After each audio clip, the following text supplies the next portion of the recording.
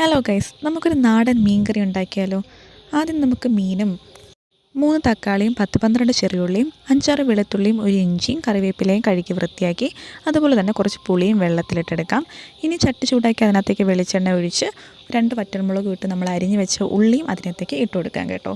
ഇതൊന്ന് വാടി വരുമ്പോഴത്തേക്കും നമ്മുടെ ഇഞ്ചിയും വെളുത്തുള്ളിയും കൂടി ഇതിനകത്തേക്ക് ഇട്ട് നന്നായി വഴറ്റിയെടുത്ത് ഇതുപോലെ വഴണ്ട് വരുമ്പോൾ നമ്മുടെ തക്കാളിയും കറിവേപ്പിലയും കൂടെ ഇതിലേക്ക് നമുക്ക് ഇട്ട് കൊടുക്കാം.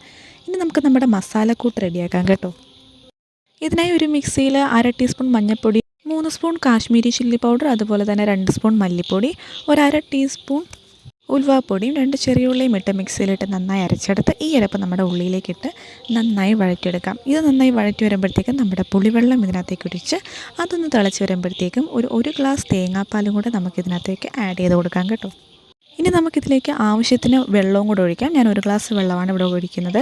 ഇനി ഇതിലേക്ക് നമുക്ക് വേണ്ടത്ര ഉപ്പും കൂടെ ആഡ് ചെയ്ത് നമുക്ക് ആവശ്യമുള്ള മീനും കൂടി ഇതിനകത്തേക്ക് ഇട്ട് കുറച്ച് നേരം നമുക്കിത് അടച്ച് വെച്ച് നന്നായി വേവിച്ചെടുക്കാം കേട്ടോ. നന്നായി തിളപ്പ് വരുന്നിടം വരെ ഒരു 5 മിനിറ്റോളം നമുക്ക് നന്നായി മീൻ വേവുന്ന ഒരു പരുവത്തിൽ അടച്ച് വെച്ച് കുറച്ച് നേരം വേവിക്കുമ്പോഴത്തേക്ക് നമ്മുടെ തനി നാടൻ മീൻ കറി ഇവിടെ റെഡി ആയിട്ടുണ്ട് കേട്ടോ. ലോങ് വീഡിയോ ചാനലിൽ അപ്ലോഡ് ചെയ്തിട്ടുണ്ട്, എല്ലാവരും കാണുക. കുറച്ച് ചോറിൻ്റെയും കൂടെ കഴിക്കുമ്പോൾ എല്ലാവരും ട്രൈ ചെയ്ത് നോക്കുക. താങ്ക്